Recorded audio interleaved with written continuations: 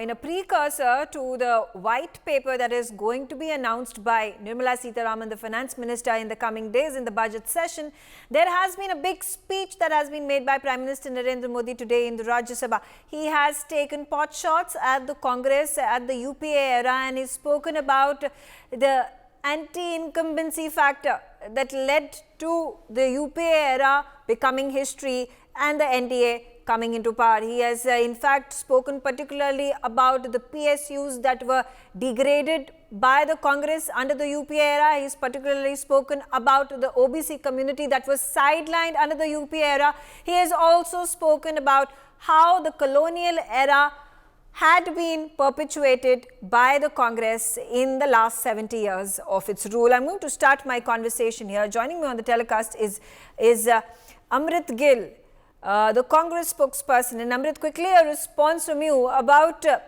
what is it that you think in terms of the anticipation of the white paper that is going to be released by Nirmala Sitharaman, and also the big speech that has been made by Prime Minister Modi targeting the Congress? Prime Minister's only task is to target the Congress and nothing else, because Congress has done so many things in the past, right? Coming from the freedom struggle, it was the continuous struggle of the Congress, the leaders of the Congress, starting from making the constitution, framing the nation, all aims, every institute we build, like the democratic structure which Congress prevented. Because of that, a chaiwala can be the prime minister of a nation, but forgetting everything, he is selling all the PSUs, everything which was created during the era of Congress and other governments also.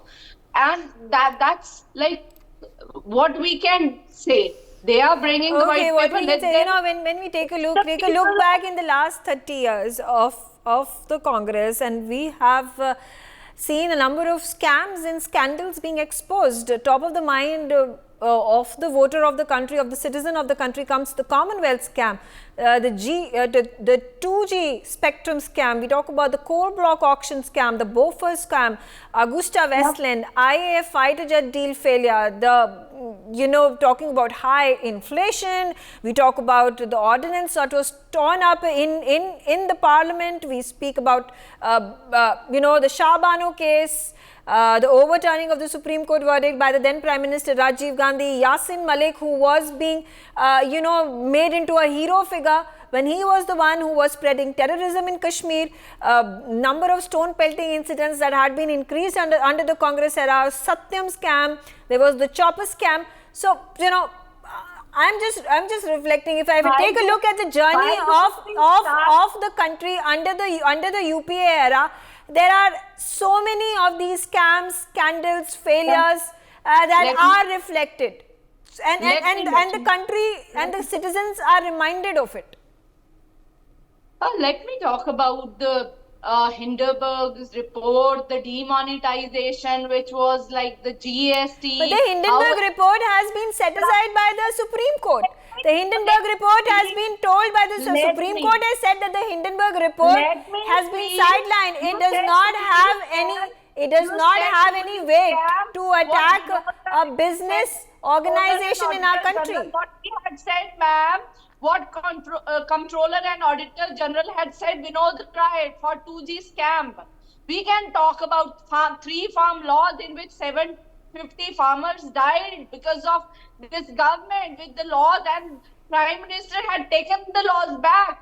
750 farmers died on the streets of Delhi. Now, our leader is doing the Bharat Jodo Nyaya Yatra. We are coming. And what about Manipur? How can we forget that our Prime Minister has not visited Manipur even once? We should. What do you have to make of the announcement that has been made by the Union Home Ministry of fencing the entire states of Manipur, Mizoram, Nagaland, that is along the border of Manipur, because of the security purposes, to safeguard the sovereignty of the country? Is this not a strong proactive step of the government of India? Our PM can visit state for elections. Is For this, what purpose he can visit and console the people? are you saying, of Manipur are you also, saying that ma'am? are you saying that the Prime Don't Minister be, should are you only the make visits to spokesperson? Are Manipur you for the optics, spokesperson of for BJP? PR, Are you the and not do spokesperson of substantive BJP? work? Substantive work. Pardon? Are you the spokesperson of BJP I am that not you the are debating spokesperson with of the me like BJP. this? What I am saying is that The when you are saying that the Prime Minister did not visit Manipur, I am saying, is it for optics that the Prime Minister should visit? Because right now the Home Ministry has made an announcement to barricade that entire border area. Do you think this is a positive step or a negative step? I am just asking you a question. The highest ever. Look at unemployment rate in India, highest in 45 years. Inflation had touched once 15%. The price of cylinder had gone from 400 to 1100. Price of diesel even when the crude oil was so less, then also it was. And how can we forget 12 lakh crore rupees of the corporates had been waived off. And what about the farmers? Did the government had done anything for the farmers? Okay. And the budget for Manrega had been slashed. Okay. The budget for Manrega, that was, we bought RTI, Right to Information Act, we bought the Food Security Act, we bought the right to education. Okay, We fair bought enough. You've made those everything. points. You've made those points. Hasn't Amit, said you've made those because points. of You're that. repeating those points now. Quickly getting in Vinita Ariran as well. Vinita, quickly a response from you, particularly with regards to the angle that I want to take is obviously the Lok Sabha election, obviously the white paper that is going to be released. Obviously, this is the Prime Minister attacking the Congress.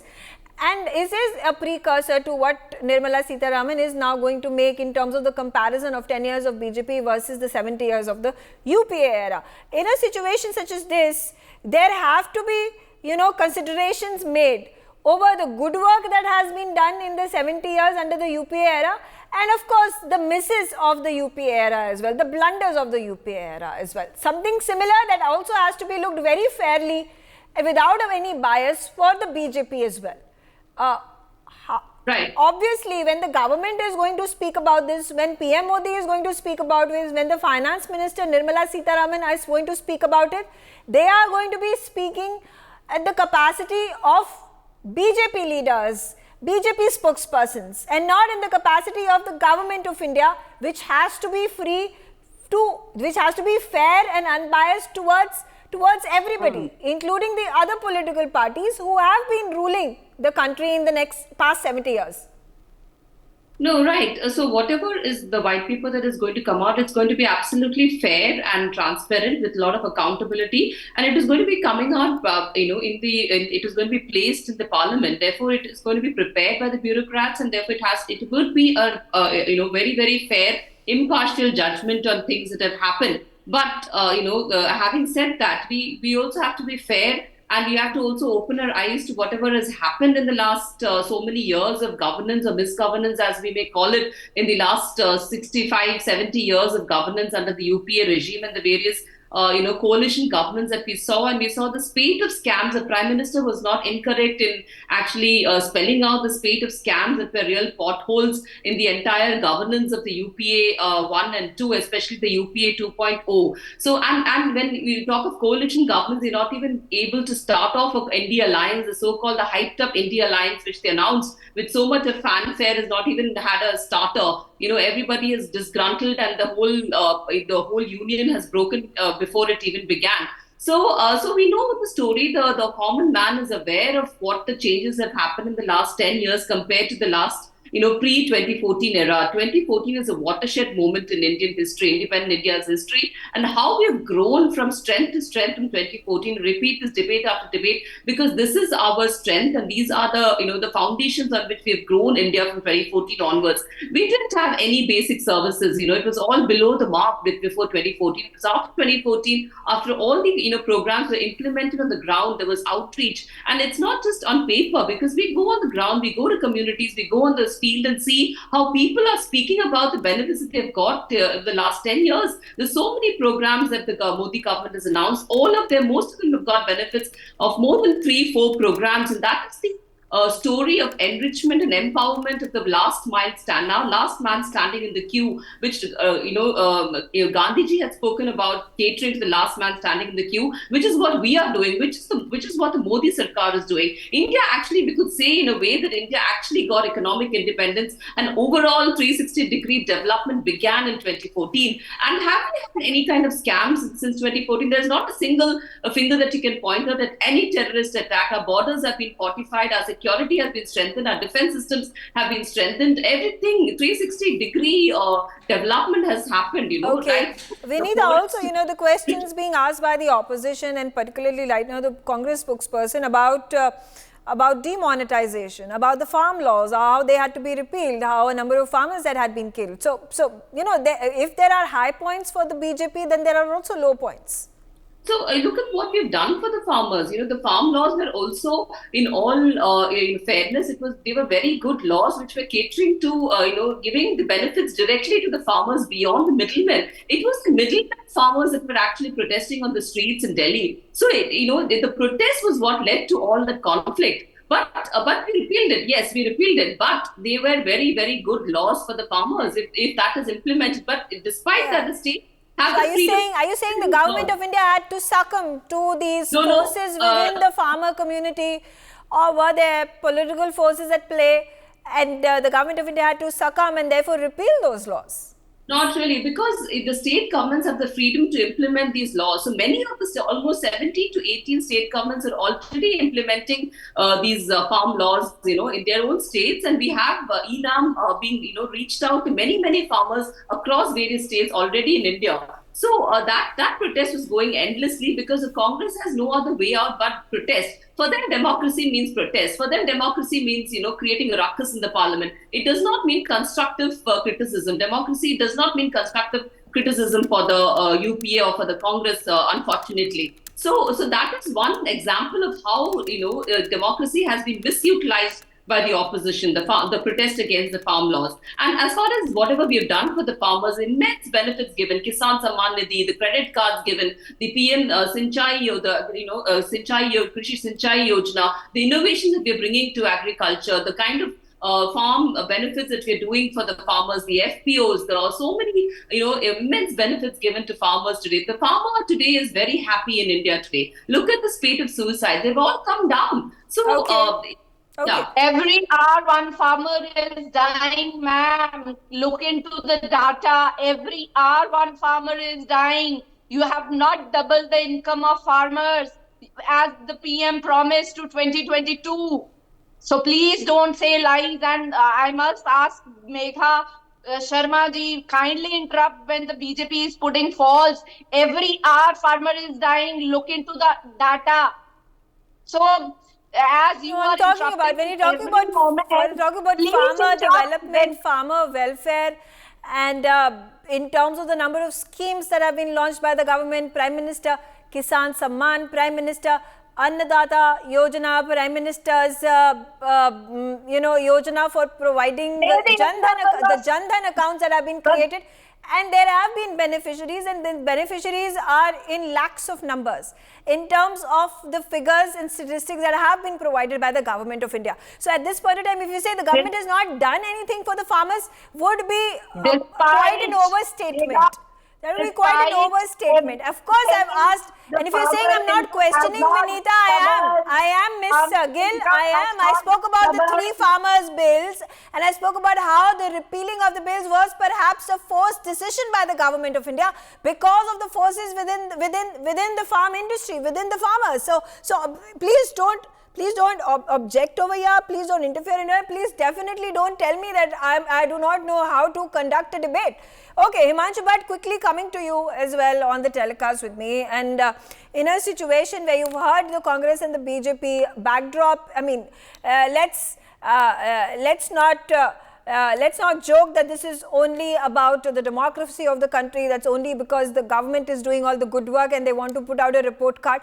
This is also, this is primarily for the Lok Sabha elections that are going to take place. Will this further turn the tide in favor of BJP? This is very, very correct. It's beginning of the 2024 election campaign.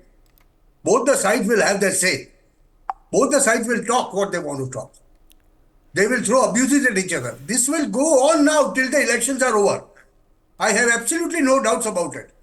But then certain deeds, I have a few questions. I'm not going to go into tutu memes with Congress or BJP. As a journalist for 30 years, what changed my life was an incident in 2008 when there was a terror attack in Mumbai.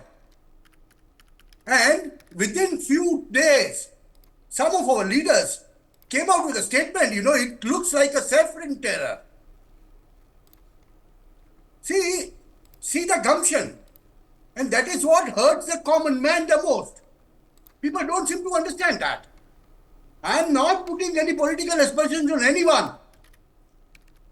But when this was done, everything was lost as far as Congress is concerned. They don't seem to understand that. They are paying the results for that. That's nothing. No, as a journalist, when I look at it, when I see in those years of 2009, 10, 11, 12, a scam to the proportion of 1.76 thousand crores. CAC says that. And there, the minister himself is involved. Then you have a Commonwealth scam where a minister himself indulges into, overpricing and the frauds of 70,000 crores. Okay. What is happening? What was happening? See, opposition will say that. Similarly, the opposition on this side will say that. Okay, now what are you doing? But then there is a very clear-cut line of an allegation and a conviction. When something is convicted, you have to believe it if you believe in democracy. Otherwise, every time you can't go my way or highway.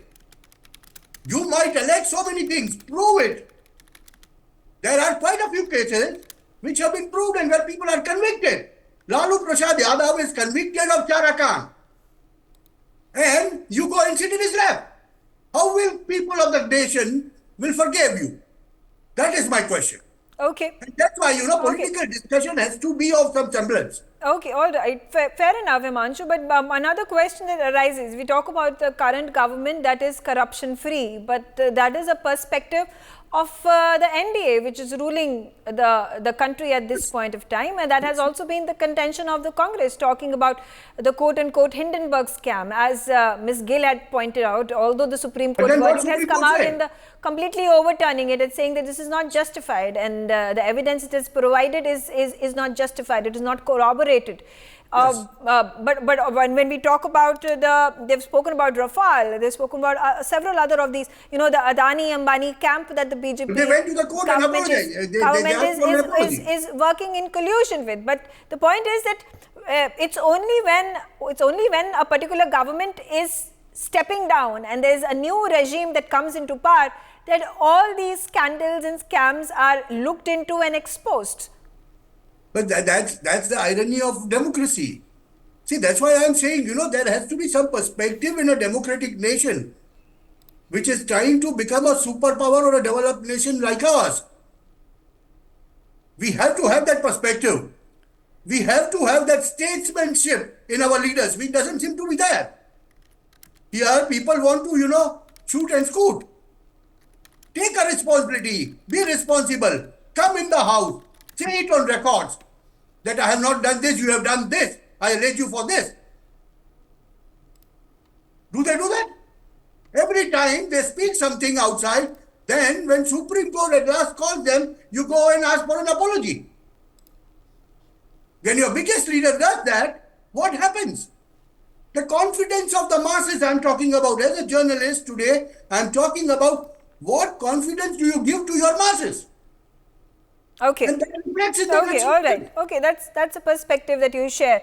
Yes. I'm going to quickly get in Ms. Gill as well, and the roadmap ahead for the Congress, or for that matter, India Alliance right now, which Congress is a part of versus the roadmap that has now been shared by the BJP government, which is led by Prime Minister Narendra Modi. He again spent a substantial amount of time to put out those 30, 40 of those pointers, areas, fields, departments where there is going to be a sustained focus of the government of India in governing, in particularly implementing the policies, launching the policies to make India into a Vikasit Bharat by 2047.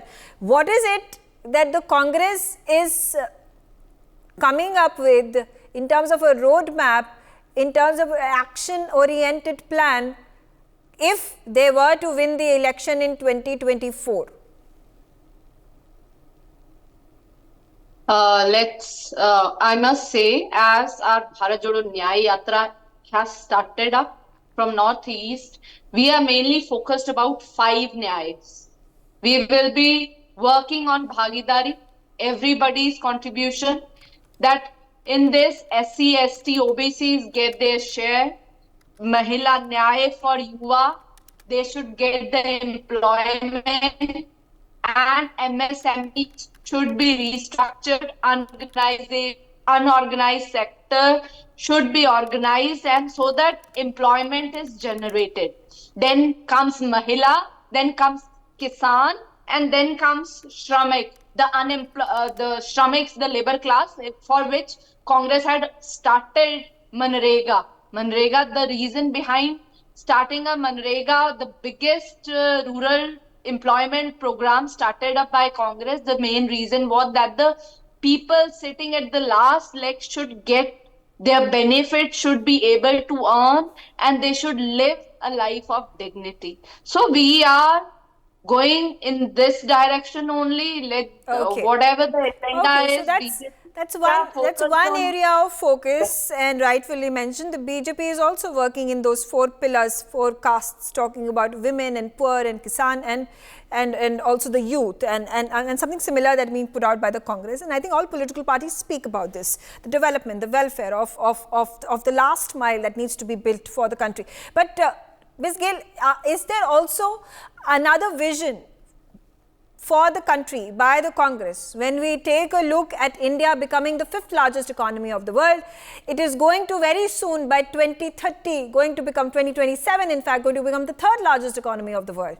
The focus area for an economy that is a global prowess at this point of time has to be the impetus on becoming a digital economy, a digitized economy, becoming an economy where research has to be given precedence and focus, an economy which is going to be self-reliant, not just in food grains, but also when it comes to our energy requirements, an economy that needs to be focused on the startups and the unicorns and setting up these key industries in our country.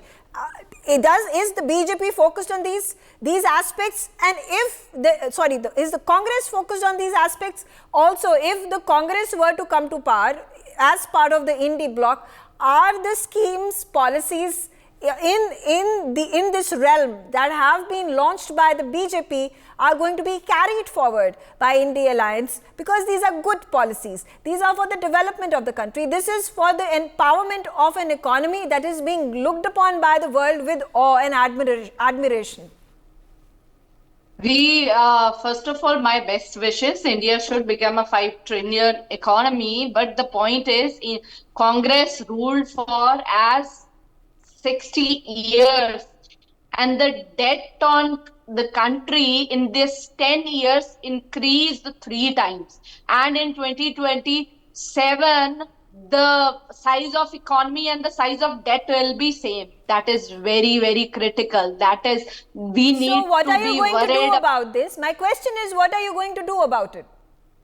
As earlier Congress had already worked economically, we will be bringing many policies how to counter. So the Modi in this 10 years, our debt had You're repeating your point, Ms. Gill. What I'm asking you is, there are these number of points that the Prime Minister has mentioned.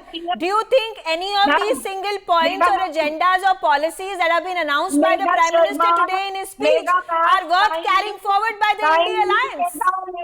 Let me talk. I'm trying to give you a platform to talk, Ms. Gill, but you are just repeating your old points. So what do you want me to speak about? about? All I'm saying is, when it comes to the technological growth of the country, when it comes to India becoming an economy which is going to be easier for the FDIs, FIIs to come and invest into India, when there is a dream that has been put forth for India to become top 3 economies of the world, how is the Congress going to look forward to achieve this game plan? And are there pointers, are there policies, are there announcements that have been made by the Prime Minister today that the Congress and India Alliance would like to take forward as well?